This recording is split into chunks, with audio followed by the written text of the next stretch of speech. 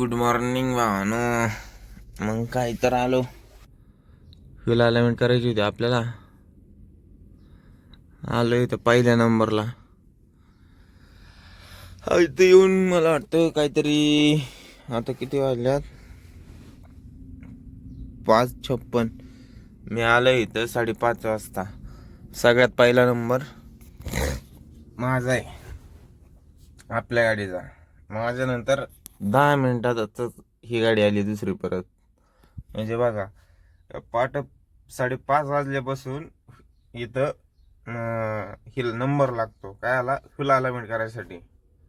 कारण तर काहीतरी क्वालिटी आहे ना राव, म्हणूनच. कारण इथे एकदा ही फ्यूल अलाइनमेंट केली का, आणि इथे दुसरी गोष्ट, भरलेल्या गाडीची फ्यूल अलाइनमेंट केली जाते. असं नाही की एमटी गाडीचीच करतात, भरलेल्या गाडीची सुद्धा फ्यूल अलाइनमेंट करतात. त्याच्यामुळं परत गाडीचा टायर दाबायचा, साईडला ओढणे, टायराची नक्षी खालीवर होणे, विषयच येत नाही. आणि व्हील अलाइनमेंट अशी करीत आहेत ना, तुम्हाला दाखवतो मी सकाळ. जबरदस्त अशी व्हील अलाइनमेंट आहे ना, मी कुठंच होत नाही बा. थोडक्यात सांगायसारखं, त्याची बाहेर होत असून कुठं ते नाही माहिती आपल्याला, पण इथं नगर जिल्ह्यात, पुणे जिल्ह्यात तर नाही होत. कारण मी सगळीकडे व्हील अलाइनमेंट करून बघितली, आपल्या गाडीला काही कुठं गुणच नाही आला. शेवटी मी इथं आलो. इथं जवळजवळ माझ्या आता 12-13 व्हील अलाइनमेंट असतील इथं. महिन्यातून महिना झाला की एक व्हील अलाइनमेंट मी करतो इथं.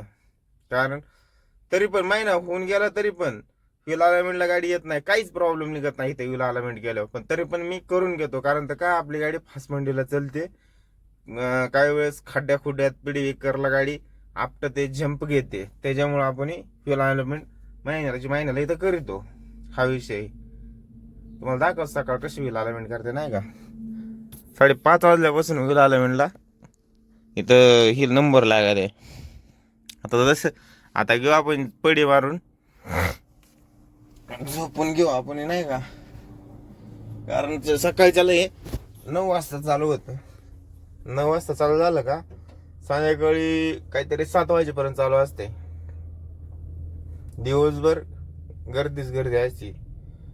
त्यामुळे मग माग मी आलतो सोरनेजातला, जेवलो मस्त पैकी, आणि त्याच्यानंतर तिथंच झोपलो. तिथून 5 वाजता उठलो, 5:30 इथं आलो. इथं पहिला नंबर लावला आणि पडी मारली. तर बघूया सकाळ कशी व्हील अलाइनमेंट करते. मग काय लावली व्हील अलाइनमेंट करायला. पहिलाच नंबर होता.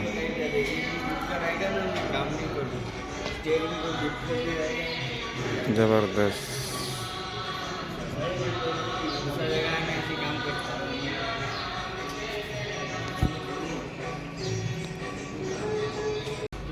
मोर्चाचं जास्त रॉंग होतं ना, याच्यामुळेच होतं. आटे कमी जास्त झाले ना.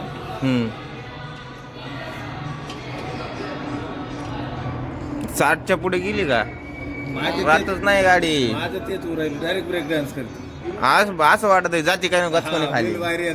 हा, ओव्हरटेक मारायचं ते बेव वाटत आहे. 60 को ऊपर होते नाही ना, इससे पहिले नाही होत होता ना. नया गाडी आहे कैसा. मग 120 ने पळून सुद्धा होत नाही. शोरूम में दिखाने का, हा, शोरूम में रिपोर्ट लेके जाने का दिखाने. मग काय अलाइनमेंट वगैरे झाली, तिथनं निघलो. मग सचिन भाऊकडे चाललो होतो MIDCत. तर चला म्हणलं आता MIDCत जाऊ. कसं काय वातावरण आहे, खतरनाक आहे का नाही. आपली टिअरिंग सरळ करायची होती, पण नट स्लिप झाल्यामुळं काही टिअरिंग सरळ झाली नाही. आता MIDCत गेल्यावर ते नट काढून घेऊ, दुसरा नट टाकू, टिअरिंग सरळ करून घेऊ, नाही का. डोक्याला शिन नाही परत. मी चाललेला टोल नाका ओपन बायपासचा आतल्या रोडनी. काय आलो तिथून सचिन भाऊ बशी. आता आम्ही आलो नाश्ता करायला. हे दुसऱ्याच अजून हे साफ करायचे. आमचे 3 मिसळ लावलेले आहे, येते इकून बायपासला आलेलो आहे आम्ही, नाही का. हा, ह्याला तर काय ओळखला तर असं नाही हो. कसा बघतोय बघितलं का, मारक्या बैलावनी.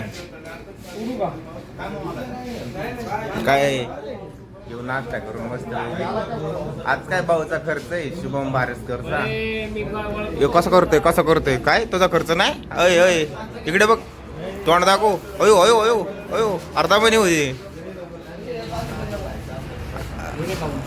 ना म्हणे होते इथून आलं टाटा शोरूमला आपल्या गाडीतलं सप्लाय होतं लिक्विड म्हणलं एकदा टाकी फुल करून घेऊ इथं मग आपण निघू तर घेऊ आता टाकी फुल करून आलं शोरूमच्या आतमध्ये